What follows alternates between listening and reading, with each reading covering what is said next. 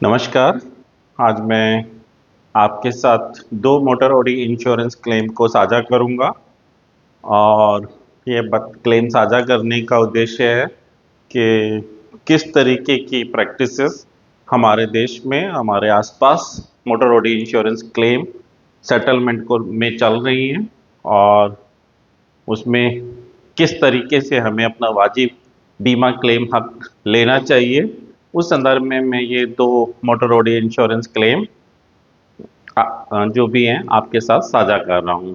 तो आज पहला केस, आज सुबह मुझे एक ईमेल आई जो हरियाणा से एक साहब की थी और उसमें उन्होंने मेरी कांटेक्ट डिटेल्स मांगी थी या हेल्प करने के लिए कहा था। तो मैंने अपनी कांटेक्ट डिटेल्स दी। उसके बाद हमारी सुबह फ़ोन पे बातचीत हुई और उन्होंने मुझे अपना क्लेम बताया।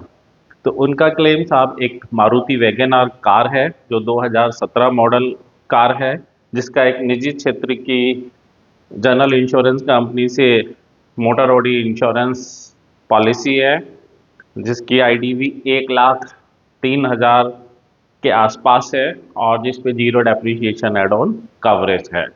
यानी कि आईडीवी काफ़ी कम है। 1,03,000 2017 मॉडल वैगन आर कार है ये।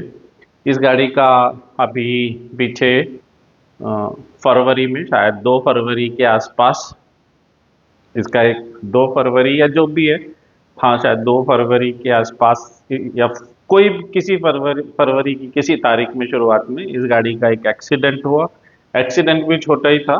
कॉर्नर से फ्रंट फ्रंट साइड से एक तरीके से ये गाड़ी लगी थी और उसके बाद ये गाड़ी को अपनी एक मारुति डीलर वर्कशॉप पर ले गए।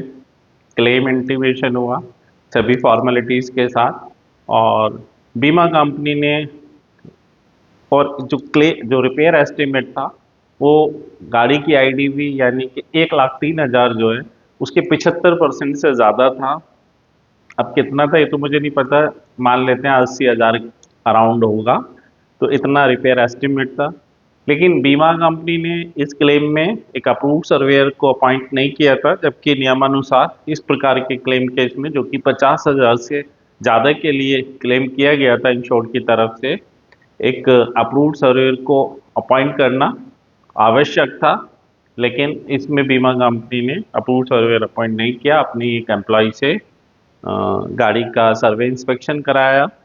कुछ दिन बीत गए तो आपस में फ़ोन पे बातचीत हो रही थी इनकी उससे, जो इंश्योरेंस कंपनी से, जो इस गाड़ी को डील कर रहा था या कहिए सर्वे कर रहा था। तो उसने कहा साहब ये गाड़ी यहाँ तो ये बहुत ज़्यादा खर्च है, आप इस गाड़ी को अगर रिपेयर कराना चाहते हैं तो एक दूसरी वर्कशॉप उसने नाम बताया कि वहाँ पे आप इसे ले जाइए और वहाँ पे ये गाड़ी पार्शियल लॉस क्लेम के तौर पे रिपेयर बेसिस पे सेटल की जा सकती है। तो साहब ये इंश्योर्ड उस वर्कशॉप पे गए, अपनी गाड़ी के उन्होंने फ़ोटो वगैरह दिखाए और उनसे बातचीत की। तो और उसके बाद उन्होंने कहा ठीक है साहब, ये गाड़ी को समझ के फ़ोटो वोटो देख के 65,000 रुपये का खर्च बताया उस वर्कशॉप ने टोटल। और ये जो बीमा कंपनी के जो डीलिंग पर्सन थे, इन्होंने इनको ऑफर दिया एक वर्बल कि इस क्लेम में 45,000 रुपये इंश्योरेंस कंपनी दे देगी और 20,000 रुपये आपको अपनी जेब से वर्कशॉप को देने होंगे। तो इस तरीके से ये क्लेम को रिपेयर बेसिस पे सेटल किया जा सकता है। तो जो इंश्योर्ड था उनके मन में आया कि यहाँ कुछ गड़बड़ी है। ये जो 20,000 रुपये देने की बात की जा रही है, ये शायद ये जो डीलिंग पर्सन है ये अपने लिए खाने गलत नज़र से ये पैसे लेना चाह रहे हैं, गलत नीयत से। तो वो इसके लिए तैयार नहीं हुए। उन्होंने ये बात जो डीलर वर्कशॉप जहाँ गाड़ी थी उनको बताया। तो उन्होंने कहा ठीक है साहब, 65,000 में तो हम ही रिपेयर कर देंगे। उन्होंने एक रिवाइज एस्टिमेट बनाया जो 65,000 का था।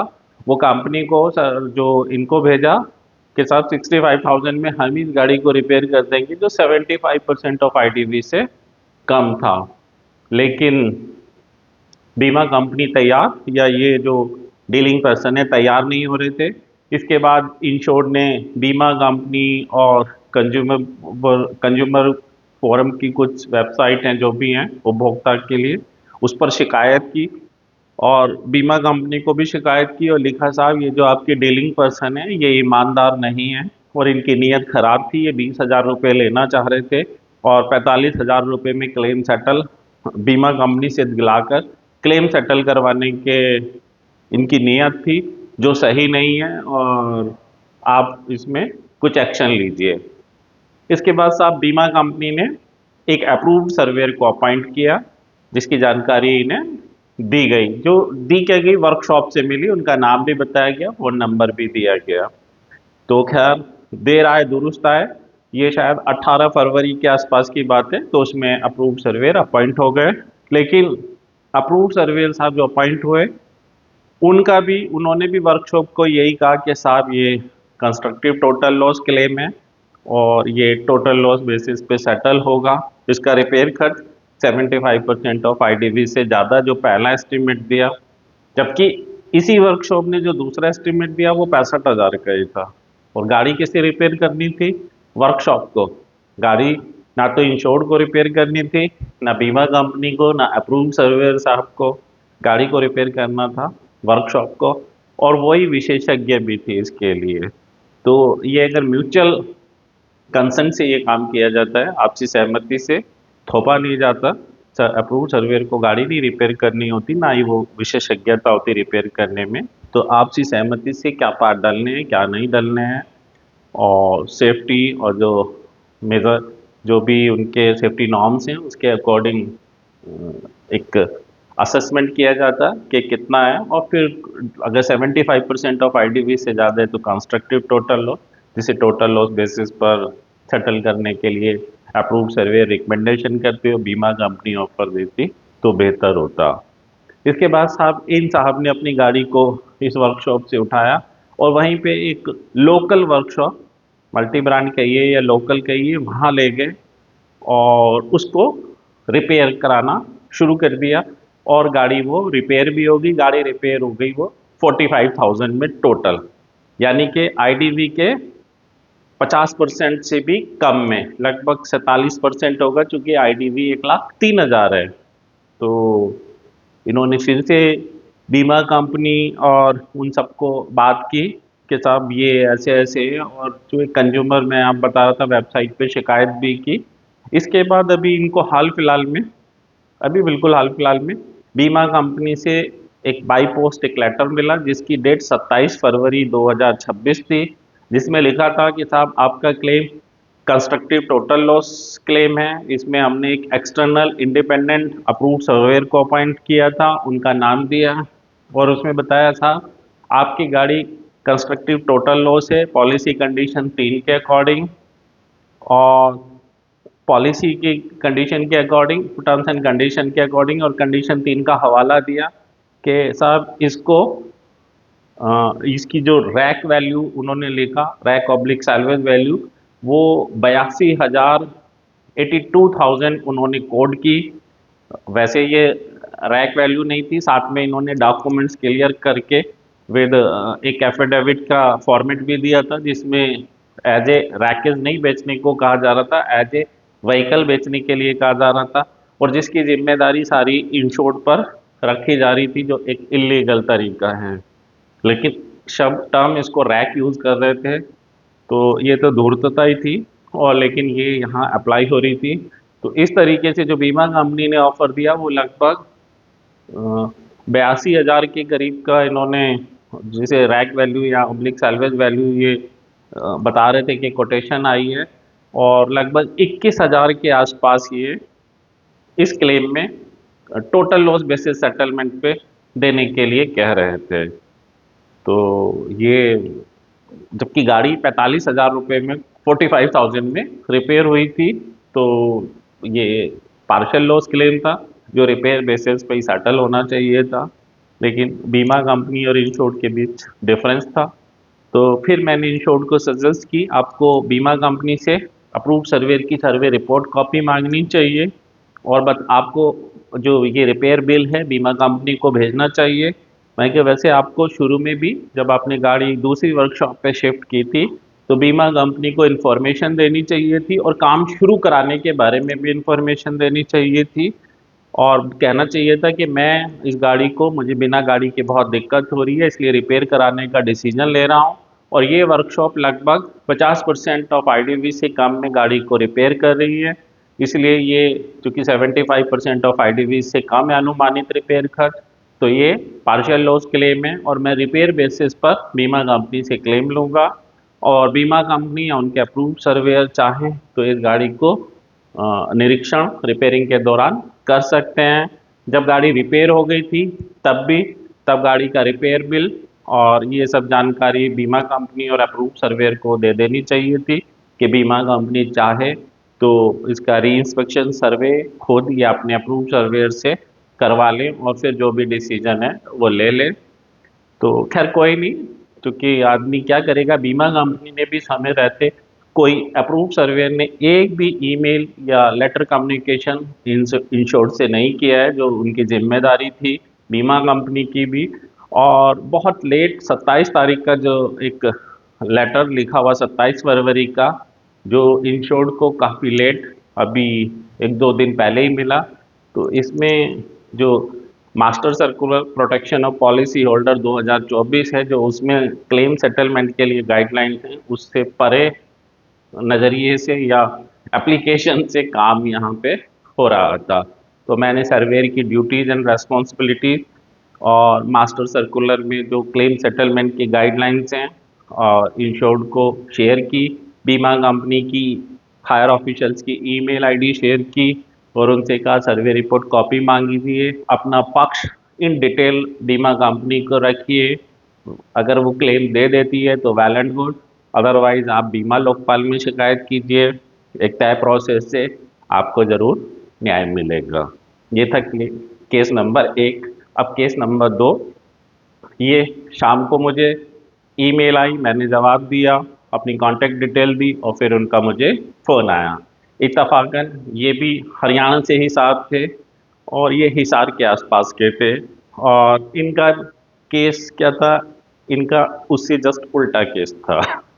तो इनकी स्कॉर्पियो गाड़ी थी, इनकी भी लगभग एक महीना पहले ही ये हिसार से कहीं चंडीगढ़ या कहीं वहीं कहीं जा रहे थे, जो भी है सिरसा हिसार इसके आसपास, और एक नील गाय आई जिससे इनकी गाड़ी अनियंत्रित हुई और पलट गई। दो तीन पलटे खाए जिसमें इनकी गाड़ी बुरी तरीके से क्षतिग्रस्त हो गई, खासतौर से बॉडी स्ट्रक्चर या body shell.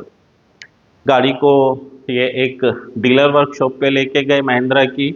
Mahindra dealer workshop को देख के लगा ये गाड़ी इंश्योरेंस के पेपर और सारी, ये एक सरकारी क्षेत्र की बीमा कंपनी से इसका बीमा था और वर्कशॉप वालों को देख के अंदाज़ा लग जाता है, तो उन्हें भी ये देख के लग गया था इस गाड़ी में लॉस ज़्यादा है, आईडीवी के सापेक्ष 75% ऑफ आईडीवी से ज़्यादा है। तो उन्हें वो टोटल लॉस लग रही थी। उन्होंने कहा साहब ये टोटल लॉस क्लेम है, हम 5% जो भी एस्टिमेट चार्ज होगा उसका 5% आपसे एडवांस में लेंगे। अगर गाड़ी रिपेयर हुई तो वो एडजस्ट हो जाएगा, नहीं तो 5% ये हमारा फीस मान लीजिए या एक चार्जेस है। तो वैसे ये एक गलत तरीका था, ऐसा कोई लेबर शेड्यूल किसी भी व्हीकल मैन्युफैक्चरर के यहाँ नहीं है। ये एक तरीके से शोषण है और हमारे देश में ऐसा शोषण बहुत होता है। तो ये बिल्कुल भी लॉजिकल नहीं है कि 75,000 एक एस्टिमेट बनाने के लिए ले लेना चाहिए। और भाई हर एक का एक लेबर चार्ज है, अगर किसी भी वर्कशॉप का हम जाएंगे तो उसके एक स्टैंडर्ड चार्जेस होते हैं, चाहे वो रिपेयरिंग का हो या पेंटिंग का हो, लेकिन एस्टिमेशन के लिए कहीं 5% का नहीं लिखा हुआ। तो और ये बहुत ज़्यादा है जो नहीं होना चाहिए। ठीक है, उन्होंने मेहनत की है, एस्टिमेट बनाया, उसका चार्जेस हों, लेकिन एक नॉमिनल हो, इतना नहीं कि ये परसेंटेज के हिसाब से कर दिया जाए, और वो भी पहले दिन ही लेना। जब क्लेम का कोई डिसीजन हो जाए तब लें तो बेहतर है, लेकिन यहाँ पहले लिए गए। 15 लाख का रिपेयर एस्टिमेट बना, 10,60,000 इस गाड़ी की आईडीवी थी, लगभग 75,000 रुपये इन एडवांस उन्होंने जमा किए। सारे फॉर्मेलिटीज़, इस गाड़ी का स्पोर्ट सर्वे भी हुआ था, उसके लिए भी इन्होंने, जो सर्वेयर साहब हैं, उनको फीस दी थी। चलिए वो ठीक है भाई, उन्होंने काम किया, रिपोर्ट दी और अपनी फीस ले ली, वहाँ तक वो ठीक है। उसके बाद साहब ये 75,000 दिए, फिर क्लेम बीमा कंपनी ने लगभग एक सप्ताह बाद गाड़ी पहुंचने के जो है, जो भी सर्वेयर साहब वहाँ सर्वे करने आए, अब वो कब अपॉइंट किए या क्या किए तो नहीं पता, लेकिन इनके हिसाब से, इनके बताए अनुसार एक लगभग एक सप्ताह बाद, दुर्घटना के बाद, एक अप्रूव सर्वेयर साहब ने गाड़ी का सर्वे किया और फिर वो चले गए। इन शॉर्ट से उन्होंने एक भी बार, अभी इवन आज तक भी बातचीत नहीं की, ना कोई मेल की, ना कोई लेटर लिखा, कुछ नहीं। गाड़ी वो खड़ी रही। कुछ दिन बाद उन वर्कशॉप का इनको फ़ोन आया और इनको बताया कि साहब, सर्वेयर साहब का कहना है कि ये गाड़ी रिपेयर होगी और ये टोटल लॉस क्लेम नहीं है। और वर्कशॉप का कहना था या तो अपनी गाड़ी को साहब रिपेयर करने का ऑर्डर दीजिए और नहीं तो अपनी गाड़ी उठाइए, क्योंकि फिर हम पार्किंग चार्ज भी लगाने लगेंगे। तो यहाँ इस क्लेम में ट्रांसपेरेंसी नहीं थी। अप्रूव सर्वेयर साहब ने इंश्योर से बात ही नहीं की। जिस गाड़ी में इतना बड़ा लॉस है, 15 लाख का एस्टिमेट दिया गया, 10 लाख की आईडी भी है कि भाई कैसे लगी, कहाँ लगी, या क्या होना चाहिए, क्या नहीं होना चाहिए, इस बारे में कोई कुछ पूछा ही नहीं गया। और यहाँ भी इम्पोर्टेंट ये है कि गाड़ी रिपेयर किससे करनी है। गाड़ी तो रिपेयर वर्कशॉप को करनी है। एस्टिमेट एक अलग चीज़ है, हो सकता है वो काम ज़्यादा जो भी दिया गया हो, लेकिन जो एक्चुअल अनुमानित रिपेयर कॉस्ट है, उसको तो म्यूचुअल एक म्यूचुअल उससे कंसेंट से, आपसी सहमति से तय करना होगा कि साहब चूंकि गाड़ी वर्कशॉप ने रिपेयर करनी है, कि साहब ये पार्ट रिपेयर करना है, ये नया डालना है या इसकी ज़रूरत नहीं है, तो वो फिगर आउट करना होगा। तो उसकी तो इंश्योर्ड को कोई जानकारी नहीं थी। इंश्योर्ड को जानकारी ये थी कि इस गाड़ी के लिए एक महिंद्रा डीलर वर्कशॉप ने 15 लाख प्लस का रिपेयर एस्टीमेट दिया था और उसके लिए 5% के हिसाब से चार्ज भी किया था, एस्टिमेशन चार्जेस। तो और तो मैंने इनको, हाँ, इस गाड़ी में जो ख़ास बात थी या जिसे दिक्कत परेशानी कह लीजिए, ये थी कि इसमें आरटीआई कवरेज थी, रिटर्न टू इनवॉइस कवरेज। जो पहला वाला केस था उसमें zero depreciation add on coverage थी, वो गाड़ी पुरानी थी लेकिन zero depreciation add on coverage थी। और ये क्लेम में ज़ीरो डेप्रिसिएशन एड ऑन या बाकी जितनी एड ऑन होती है मोस्टली वो थी, और जो इम्पोर्टेंट एक आरटीआई एड ऑन कवरेज भी थी। ये गाड़ी लगभग 14.5 लाख की खरीदी गई थी और रजिस्ट्रेशन, इंश्योरेंस या और ईटीसी जो टैक्सेस हैं वो लगा के करीब ये 16 लाख रुपए के आसपास थी। अगर जो इंश्योरेंस, ये सरकारी क्षेत्र की कंपनी थी, इसमें जो उसकी जो वहाँ पे price, showroom ex showroom price plus maximum 10% वाला डीएम था लगभग अधिकतम, तो लगभग 5.5 लाख रुपए के करीब अगर ये constructive total loss oblique total loss claim हो, जिसे टोटल लॉस बेसिस पे सेटल किया जाए, तो बीमा कंपनी की जो लाइबिलिटी है वो लगभग 15.5 लाख रुपए बैठती है टोटल लॉस क्लेम में। तो इसलिए जो जो भी कोई अप्रूव सर्वेयर है, हो सकता है, अभी मैं ये नहीं कह रहा कि गाड़ी में खर्चा कितना है, लेकिन ये भी हो सकता है, ऐसी भी प्रैक्टिसेस हैं कि रिपेयर करा दो, चाहे वो 8 लाख लगे या 9 लाख लगे, वो 15 लाख से तो कम है। क्योंकि ये सरकारी क्षेत्र की कंपनी के तहत ये क्लेम है, वो आरसी कैंसिल कराएंगे तो 2 लाख रुपए की गाड़ी बिकेगी मैक्सिमम। तो 15.5 में से 2 गए तो 13.5 की नेट लाइबिलिटी लगभग, या 13 मान लीजिए या 12.5 मान लीजिए, 12 मान लीजिए, 12 लाख की नेट लाइबिलिटी आएगी। और अगर रिपेयर कराते हैं वो 8.5 लाख या 9 लाख में भी रिपेयर हो जाती है, तो 3 लाख रुपए की बचत होगी। तो कई बार जो अप्रूव सर्वेयर या बीमा कंपनी इंसिस्ट करती है कि गाड़ी को जिसमें आरटीआई एड ऑन कवरेज हो, कि उसको ये इन प्रकरण पार्शियल लॉस क्लेम के तौर पे रिपेयर बेसिस पे सेटल किया जाए।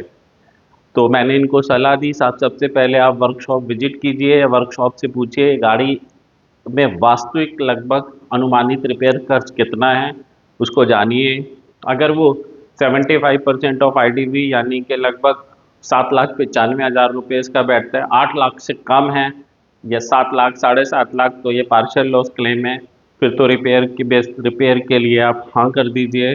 लेकिन अगर वर्कशॉप से आप समझिए और आपको और दोनों को आपस में जो नॉर्म्स के अकॉर्डिंग रिपेयरिंग का खर्च 75% ऑफ आईडीवी से ज़्यादा यानी 8 लाख से ज़्यादा महसूस हो रहा है, लगता है आपकी कैलकुलेशन के हिसाब से, तो फिर ये कंस्ट्रक्टिव टोटल लॉस क्लेम होगा और आपको फिर उसके लिए शिकायत करनी चाहिए अप्रूव सर्वेयर और बीमा कंपनी दोनों से, उनकी जो भी असेसमेंट या सर्वे रिपोर्ट कॉपी की मांग करनी चाहिए, शिकायत करनी चाहिए। और अगर फिर भी वो नहीं मानते हैं, फिर आप बीमा लोकपाल ऑफिस जा सकते हैं और फिर वहाँ सुनवाई होगी, 90 डेज का समय होता है। और फिर जो भी आपकी किस्मत या जो भी न्याय मिलेगा वो मिलेगा। यहाँ देर है लेकिन अंधेर नहीं है। कितना जल्दी आपको न्याय मिल जाए ये समय तय करेगा। तो और मैंने कुछ नियम, कायदे, कानून, कुछ मेल आईडी इनको भी शेयर की। तो एक केस जिसमें ज़बरदस्ती टोटल लॉस किया जा रहा था, वो सुबह आया, एक शाम को सलाह के लिए आया, जो जिसको रिपेयर बेसिस के लिए दबाव बनाया जा रहा था, पार्शियल लॉस क्लेम बनकर रिपेयर बेसिस सेटलमेंट के लिए कि इंश्योर्ड इसमें टोटल, इंश्योर्ड को ज़्यादा जानकारी नहीं थी, उसको जो वर्कशॉप ने बताया, एक वो तो कॉमन मैन था, तो उसको लग रहा था ये गाड़ी में लॉस भी काफ़ी है, सारी खिड़कियाँ और छत सब पिचक गई है। तो अगर नॉर्म्स के अकॉर्डिंग, मैंने खैर गाड़ी के न पहले के फ़ोटो देखे ना दूसरी के, लेकिन अगर उसका स्ट्रक्चर खराब हो गया तो बॉडी शेल डालना पड़ेगा। कई बार ये डिस्प्यूट आ जाता है कि बॉडी शेल की ज़रूरत है या चाइल्ड पार्ट से। तो ये सेफ्टी नॉर्म्स के अकॉर्डिंग जो भी महिंद्रा के सेफ्टी नॉर्म्स उनके इंजीनियर सजेस्ट किए हैं, उसके हिसाब से डिसीजन लेना होगा। फाइनली दोनों क्लेम, कोई भी क्लेम हो, गाड़ी रिपेयर करने का काम वर्कशॉप या जो भी एक्सपर्ट है, अगर व्हीकल मैन्युफैक्चरर है तो वो एक्सपर्ट है, तो फिर उनकी ओपिनियन एक बहुत इम्पोर्टेंट होगी। तो ये दो केस हैं और इसमें मेरा आप लोगों को कहना यही है कि अगर आपके या आपके परिचित को कभी भी कोई दिक्कत आए, तो पहले अपनी गाड़ी के नुकसान को ठीक से समझिए, थोड़ा सा नियमों को जानिए, सही जगह पे शिकायत कीजिए और वर्बल नहीं, राइटिंग में कम्युनिकेशन कीजिए। जो भी अप्रूव्ड सर्वे उसमें या जो भी कुछ है बीमा, उनसे उनकी रिपोर्ट मांगिए, उनका बेसिस मांगिए और अगर आप संतुष्ट हो जाते हैं तो ठीक है, थोड़ा सा नियमों को जान लीजिए और फिर सेटिस्फाई हुई और फिर अपनी आगे कदम बढ़ाइए। यही मैंने आज इन दोनों लोगों को सलाह दी है। तो अब इस वीडियो को यहीं विराम देते हैं, आगे फिर मिलेंगे। नमस्कार।